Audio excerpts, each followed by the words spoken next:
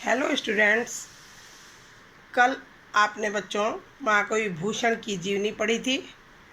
आज मैं महाकवि भूषण द्वारा लिखित शिवा शौर्य नामक लेसन आपको पढ़ा रही हूँ। आप इसे ध्यानपूर्वक देखिएगा, समझिएगा। बच्चों, महाकवि भूषण ने हिंदी के श्रृंगार और रीति काव्य के काल में शिवाजी जैसे वीर पुरुष का यशगान करके जनता के साहस और प्रसुप्त वीर भावनाओं को जागृत किया था। जो कार्य शिवाजी ने अपनी तलवार से किया, वह कार्य कवि भूषण ने अपनी लेखनी से किया। निम्नलिखित छंदों में महाराज शिवाजी की वीरता का अत्यधिक सुंदर चित्रण किया गया है। देखिए बच्चों, साज चतुरंग सैन अंग में उमंगधारी, सरजा शिवाजी जंग जीतन चलत हैं। भूषण भनत नाद बिहद नगारन के, नदी नद मद गैबरन के रलत हैं। ऐल फैल खैल भैल खलक में गैल गैल, गजन की ठेल पैल सेल उलसत हैं। तारा सो तरती धूरी धारा में लगत जिमी, थारा पर पारा पारावार यूं हलत है। जब शिवाजी युद्ध के लिए जा रहे हैं और उनकी चतुरंगणी सेना युद्ध क्षेत्र के लिए प्रस्थान कर रही है, उस समय का बहुत सजीव चित्रण कवि भूषण ने यहाँ पर किया है। बच्चों, आप ध्यान देना। पहला प्रश्न है बच्चों, प्रस्तुत पद्यांश के पाठ और कवि का नाम लिखिए। अब बच्चों आप क्या लिखेंगे? प्रस्तुत पद्यांश का नाम क्या है बच्चों? शीर्षक है शिवा शौर्य, शिवाजी की वीरता। शौर्य मीन्स वीरता। और कवि का नाम क्या है? महाकवि भूषण। अगला पूछ लेते हैं, अथवा उपर्युक्त पद्यांश का संदर्भ लिखिए। आप संदर्भ क्या लिखेंगे कि प्रस्तुत पद्यांश हमारी पाठ्यपुस्तक काव्यांजलि में संकलित महाकवि भूषण द्वारा रचित शिवा शौर्य नामक कविता से उद्धृत है। अगला प्रश्न है आपका, रेखांकित अंश की व्याख्या कीजिए। रेखांकित अंश आपका साज चतुरंग से लेकर गैबरन के रलत हैं, यानी शुरू की 4 लाइनें। शुरू की 4 लाइनों की व्याख्या आपसे पूछी गई है। देखिए बच्चों, कवि कहते हैं कि महाराज शिवाजी जिनकी उपाधि सरजा है। सरजा शिवाजी क्यों कहा गया है? शिवाजी की उपाधि है सरजा। ऐसे शिवाजी जिनकी उपाधि सरजा है, अपनी चतुरंगणी सेना, चतुरंग सैन, चतुरंगणी सेना, चतुरंगणी सेना में कौन कौन सी सेना आती है? रथ, हाथी, घोड़े और पैदल, 4 तरह की सेना रहती है। उसको कहते हैं चतुरंगणी सेना। को अच्छी तरह सजाकर मन में अत्यधिक उत्साह धारण करके युद्ध जीतने के लिए प्रस्थान कर रहे हैं। जंग माने युद्ध, युद्ध को जीतने के लिए प्रस्थान कर रहे हैं। आगे देखिए, कवि कह रहे हैं कि युद्ध के लिए प्रस्थान करते समय नगाड़े नामक वाद्य यंत्र का अत्यधिक भीषण स्वर हो रहा है। नाद बिहद नगारन के, नगाड़ा, नगाड़ा उस समय बजाया जाता था जब युद्ध के लिए सब प्रस्थान करते थे, तो भीषण स्वर नगाड़ों का सुनाई दे रहा है। और मदमस्त हाथियों की कनपटी से बहने वाला मद इतना अधिक निकल रहा है कि वह नदी नालों में जा मिलता है। हाथियों के कानों से जो मद निकलता है, जो तरल पदार्थ निकलता है, जब हाथी मस्त होता है तो एक तरल पदार्थ निकलता है, उसे क्या कहते हैं? मद। तभी कहा जाता है मदमस्त हाथी। तो क्या कह रहे हैं कवि कि वह इतना ज़्यादा बह रहा है कि वह बहते बहते नदी नालियों में मिल जा रहा है। कहने का तात्पर्य है कि हाथियों की कनपटी से बहने वाले मद की धारा का प्रवाह बहुत तेज है, बहुत तीव्र है। अगला क्वेश्चन देखेंगे बच्चों। प्रस्तुत पद्यांश में कवि ने किस समय का वर्णन किया है? प्रस्तुत पद्यांश में कवि ने उस समय का वर्णन किया है जब शिवाजी की चतुरंगनी सेना युद्ध के लिए प्रस्थान कर रही थी। कवि ने शिवाजी की सेना के उत्साहजनक एवं ओजपूर्ण भाव का चित्रण किया है। अगला प्रश्न देखेंगे आप। नदी नद मद गैबरन के रलत हैं, पंक्ति में प्रयुक्त अलंकार को स्पष्ट कीजिए। नदी नद मद गैबरन के रलत हैं में अलंकार है बेटा यहाँ पर अतिशयोक्ति अलंकार, क्योंकि यहाँ बहुत बढ़ा चढ़ाकर वर्णन किया गया है कि मदमस्त हाथियों के कानों से बहने वाला मद इतना अधिक निकल रहा है कि वह नदी नालों में जाकर मिल गया है। अतः यहाँ पर अतिशयोक्ति अलंकार है। अगला प्रश्न देखेंगे। थारा पर पारा पारावार यों हलत है, पंक्ति का आशय बताइए।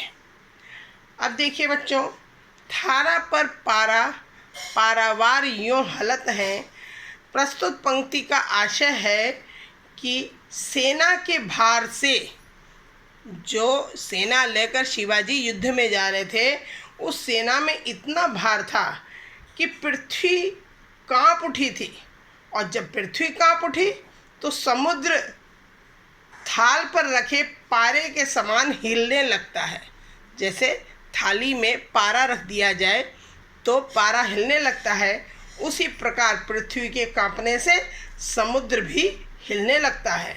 अर्थात महाराज शिवाजी की सेना के उत्साह को देखकर संसार की गली गली अर्थात प्रत्येक वस्तु या व्यक्ति में खलबली मच गई थी। एक छंद और पढ़ेंगे बच्चों, आप ध्यान देना। छूटत कमान बान बंदूकरू कोक बान, मुश्किल होत मूर्छानहु की ओट में, ताही समय शिवराज हुकुम के हल्ला कियो, दावा बांधी द्वेषिन पे बीरन ले जोट में, भूषण भनत तेरी हिम्मत कहाँ लो कहूँ, कीमत इहाँ लगी है जाकी भट झोट में, ताव दे दे मूछन कंगूरन पे पाँव दे दे, घाव दे दे अरी मुख कूदी परे कोट में। अब देखो बच्चों, इसमें लास्ट की 4 लाइन अंडरलाइन है, देख रहे हो। अब देखिए, पहला प्रश्न आपसे क्या पूछा गया है इसमें, देखिए कि शिवाजी की सेना पर शत्रु की सेना के प्रहार का वर्णन कीजिए।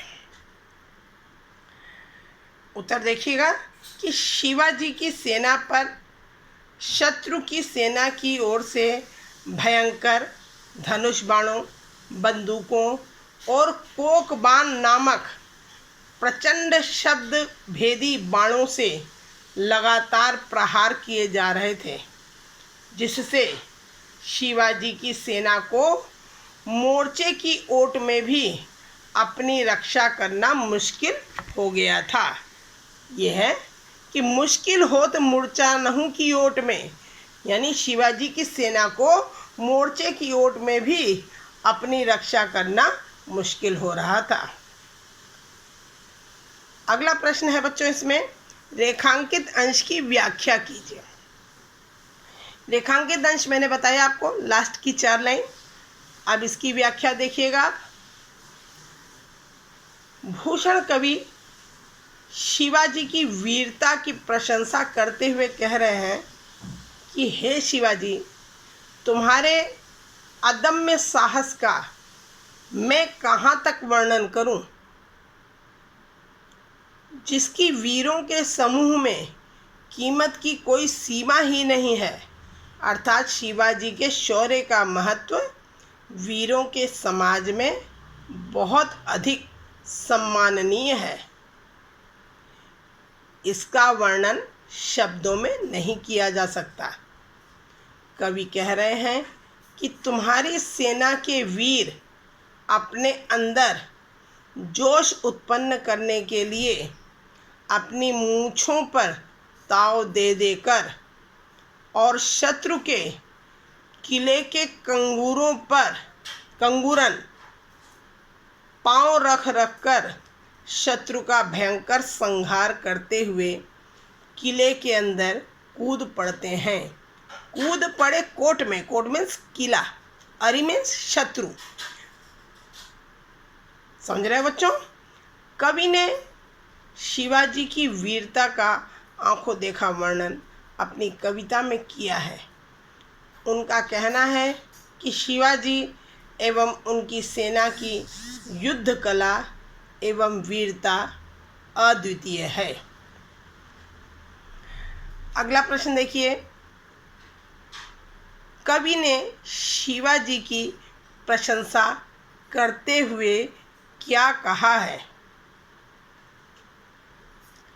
कवि ने शिवाजी की वीरता की प्रशंसा करते हुए कहा है कि हे महावीर शिवाजी, तुम्हारे अदम्य साहस का वर्णन कहाँ तक करूं, जिसकी वीरों के समूह में कीमत की कोई सीमा ही नहीं है। अर्थात शिवाजी के शौर्य का महत्व वीरों के समाज में बहुत अधिक सम्माननीय है, आदरणीय है। इसका वर्णन शब्दों द्वारा नहीं किया जा सकता। अगला क्वेश्चन देखेंगे, ताव दे दे मूछन कंगूरन पे पांव दे दे, पंक्ति का आशय बताइए। अब इसमें वीरों की वीरता का वर्णन करते हुए कवि ने कहा है कि ताव दे दे मूछन कंगूरन पे पांव दे दे। पंक्ति का आशय यह है कि तुम्हारी सेना के वीर अपने अंदर जोश उत्पन्न करने के लिए अपनी मूंछों पर ताव दे देकर एवं शत्रु के किले के कंगूरों पर पांव रख रख कर शत्रु का भयंकर संहार करते हुए किले के अंदर कूद पड़ते हैं। अगला देखिए बच्चों, दिए गए पद्यांश में कौन से रस की अभिव्यक्ति है?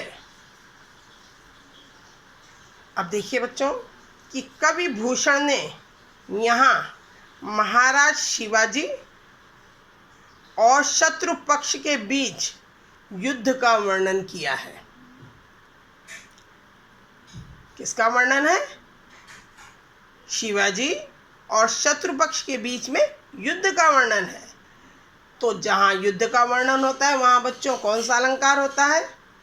जिसके फलस्वरूप उत्साह, स्थायी भाव जागृत हो रहा है। और उत्साह, स्थायी भाव किस रस का होता है? वीर रस का होता है। अतः यहाँ वीर रस की निष्पत्ति हुई है। मुझे उम्मीद है बच्चों कि आप लोगों को महाकवि भूषण द्वारा लिखित शिवा शौर्य के दोनों छंद अच्छी तरह समझ में आ गए होंगे। बच्चों आप इसको फिर से अच्छी प्रकार से एक बार पढ़िएगा, समझिएगा। और अगर समझ में ना आए बच्चों तो मुझसे आप किसी भी समय पूछ सकते हो।